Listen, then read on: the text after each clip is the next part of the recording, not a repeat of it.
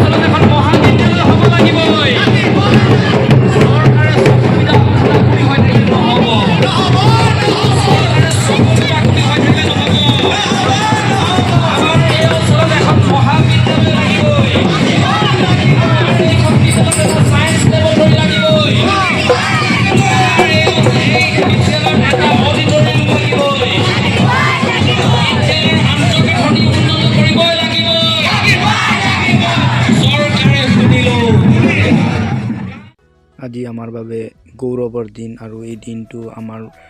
স্মৃতি হৈ থাকিব আমাৰ শিক্ষাগুৰুসকললৈ মই সেৱা জনাইছোঁ আৰু লগতে বিষয়ববীয়াসকললৈ আমাৰ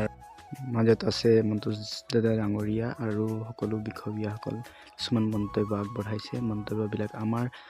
স্কুলখনৰ চৰকাৰীকৰণ আজি ৭৫ বছৰ হৈ গ'ল চৰকাৰীকৰণ হোৱা নাই ইয়াৰ মতামত আগবঢ়াইছে সকলোৱে আৰু কিছুমান দাবী উত্থাপন কৰিছে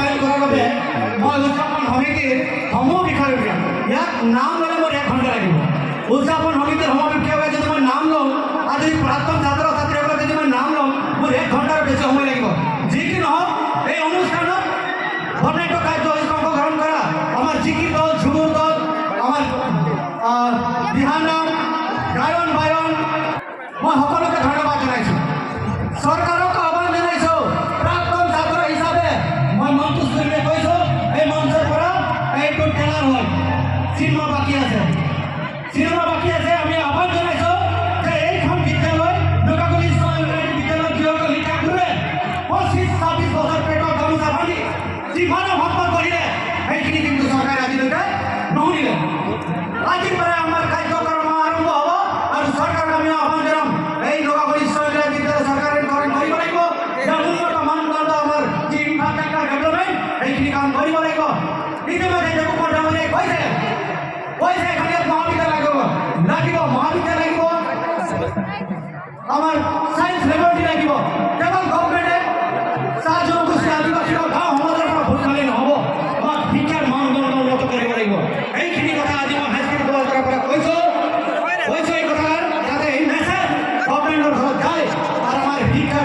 আগবঢ়াই নিয়ে তাৰ বাবে মই অনুৰোধ জনাইছোঁ আমাৰ বহুত ৰাইজ হৈছে আমি আমাৰ এই যাত্ৰা আজিৰ পৰা আৰম্ভ হৈছে যেতিয়ালৈকে আমাৰ নগাঘৰু উচ্চ ইংৰাজী বিদ্যালয়খন চৰকাৰীকৰণ নহয় তেতিয়ালৈকে আমাৰ দাবী থাকিব যে আমাৰ বিদ্যালয়খন চৰকাৰীকৰণ কৰিব লাগে আমাৰ আৰু এটা দাবী থাকিব আমাক এই গাঁও অঞ্চলৰ আমাক এই বাগান অঞ্চলৰ বুলি ভাবি চৰকাৰে কিন্তু চকু মুদা কৰি হৈ থাকিলে নহ'ব আমাৰ এই বিদ্যালয়খনত এটা বিজ্ঞানাগাৰ লাগিবই আমাৰ এই বিদ্যালয়খনত এটা অডিটৰিয়াম লাগিবই এই বিদ্যালয়খনত খেলৰ যিবিলাক আন্তঃগাঁথনি বা অন্যান্য যিবিলাক আন্তঃগাঁথনি আছে সেইবিলাক উন্নত মানদণ্ডৰ হ'ব লাগিবই আজি এই শোভাযাত্ৰাৰ জৰিয়তে সেইবিলাক আমি দাবী